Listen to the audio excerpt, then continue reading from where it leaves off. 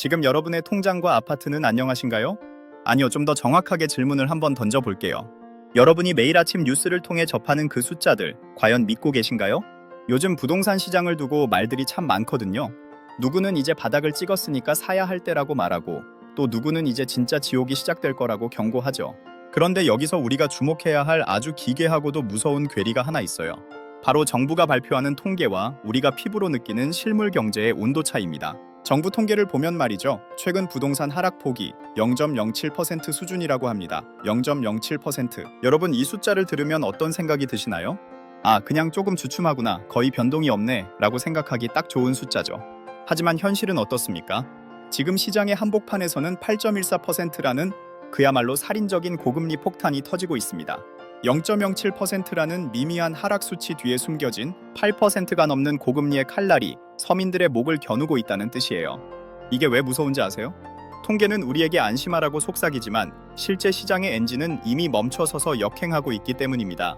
오늘은 대한민국 부동산이라는 거대한 요새가 어떻게 무너지고 있는지, 그리고 그 안에서 우리가 마주한 진실은 무엇인지 아주 냉혹하게 파헤쳐 보겠습니다. 여러분, 지금 구독과 좋아요 한 번씩만 눌러주세요. 쿠키 경제학이 여러분의 자산을 지킬 행운을 듬뿍 가져다 드릴게요. 자, 먼저 이 통계의 함정부터 짚고 넘어가야겠네요. 정부가 발표하는 0.07% 하락이라는 수치는 일종의 착시 현상입니다.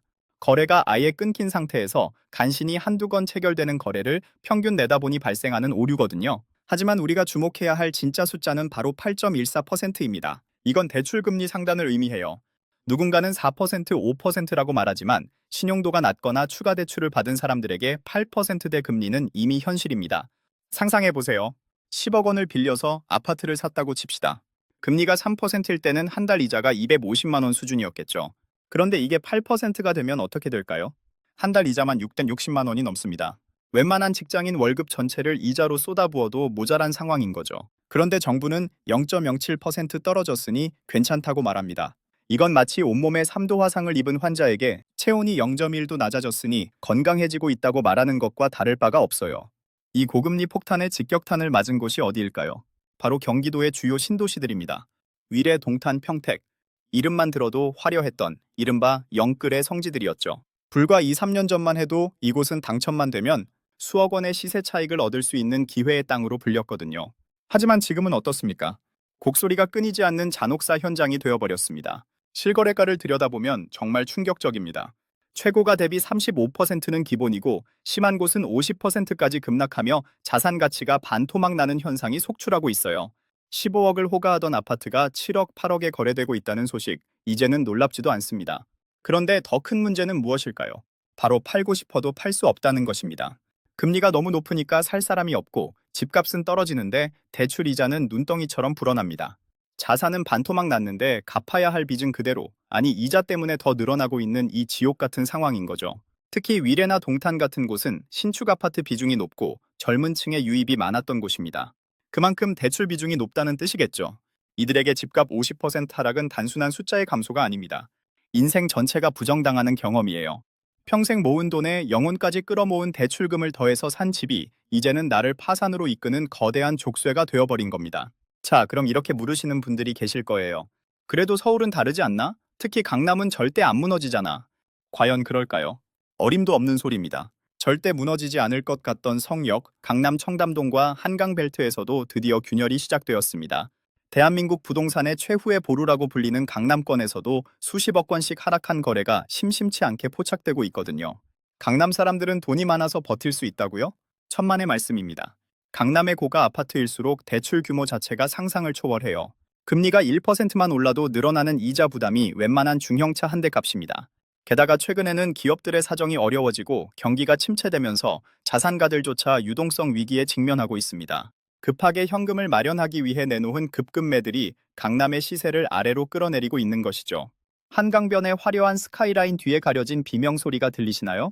한강 조망권이라는 이름 아래 수십억의 프리미엄이 붙었던 아파트들이 이제는 가장 먼저 시장에 매물로 나오고 있습니다. 하락세가 경기도를 지나 서울 외곽을 타고 드디어 대한민국의 심장부인 강남과 한강벨트로 빠르게 번지고 있다는 신호입니다. 이건 단순한 조정이 아니에요. 대한민국 부동산 시장의 근간이 흔들리고 있다는 강력한 경고입니다. 그렇다면 왜 이런 일이 벌어지고 있는 걸까요? 단순히 금리가 높아서일까요? 아닙니다. 그 이면에는 금융 시스템 전체의 부실 위험이 도사리고 있어요. 지금 은행들을 보세요. 겉으로는 사상 최대 이익을 냈다고 잔치를 벌이고 있지만 사실 속으로는 벌벌 떨고 있거든요. 연체율이 폭등하고 있거든요. 은행들이 왜 금리를 낮추지 않을까요? 기준 금리가 조금 내려가도 가산 금리를 붙여서 대출 금리를 높게 유지하는 이유가 뭘까요? 바로 자신들의 생존을 위한 방어막을 치고 있는 겁니다. 앞으로 닥쳐올 부실 채권 폭탄에 대비해서 미리 현금을 쌓아두려는 전략이죠. 은행은 비가 올 때 우산을 뺏는다는 말이 괜히 나온 게 아닙니다. 그들은 이미 대출 비중이 높은 가게들이 무너질 것을 예견하고 자신들만 살아남기 위해 금리라는 높은 성벽을 쌓고 있는 거예요. 이건 대출을 받아 집을 산 가게들에게는 사실상 사형 선고나 다름없습니다. 집값이 오를 때는 함께 웃던 은행이 이제는 가장 잔인한 집행관이 되어 돌아온 거죠. 금융 시스템의 부실이 현실화되면 그 피해는 고스란히 영끌족과 서민들에게 돌아갑니다. 은행은 담보로 잡은 아파트를 경매로 넘기면 그만이지만 그 안에 살던 사람들은 갈 곳을 잃게 됩니다. 정부는 이 상황을 모를까요? 아닙니다. 잘 알고 있어요. 그래서 이런저런 공급 대책을 내놓고 있죠. 수도권에 몇만 가구를 공급하겠다, 신도시를 추가로 지정하겠다 라면서요. 하지만 냉정하게 말해봅시다. 지금 이 상황에서 공급 대책이 무슨 실효성이 있을까요? 지금 당장 대출 이자를 못 내서 집이 경매에 넘어가게 생겼는데 5년 뒤, 10년 뒤에 들어설 아파트가 무슨 소용입니까? 게다가 고금리 때문에 건설사들도 줄도산 위기거든요. 땅을 파야 할 건설사가 무너지는데 공급이 제대로 될 리가 있겠습니까? 결국 정부의 대책은 타오르는 불길의 분무기로 물을 뿌리는 수준에 불과합니다. 시장의 공포를 잠재우기엔 너무나도 무력한 대안이죠. 자, 그럼 이제 우리는 어떻게 해야 할까요?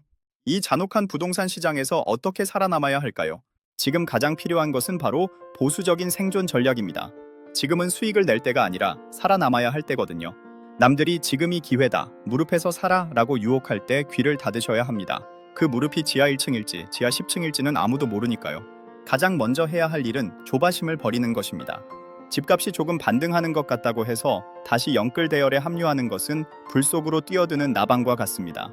지금은 철저히 현금을 확보하고 부채를 최소화해야 해요. 이미 대출이 있다면 어떻게든 원금을 줄이거나 고정금리로 갈아타는 등 이자 부담을 낮추는 데 모든 역량을 집중해야 합니다. 또한 정부나 언론의 장밋빛 전망을 비판적으로 수용하세요. 0.07%라는 숫자 뒤에 숨은 8.14%의 진실을 보셔야 합니다. 시장의 에너지가 어디로 흐르고 있는지, 은행들이 왜 저렇게 몸을 사리고 있는지 그 이면을 읽어야 하죠. 지금 대한민국 부동산 시장은 거대한 폭풍우 한복판에 있습니다. 누군가는 이 폭풍우에 휩쓸려 사라지겠지만 누군가는 튼튼한 방주를 만들어 살아남을 거예요.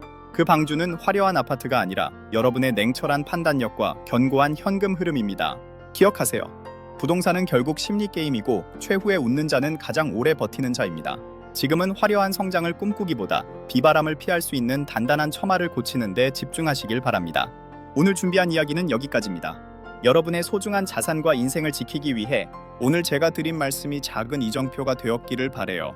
이 미친 시장 속에서도 여러분만은 반드시 살아남으시길 진심으로 응원합니다. 그럼 저는 다음 영상에서 더욱 날카롭고 생생한 지식으로 돌아올게요. 지금까지 쿠키 경제학이었습니다. 감사합니다.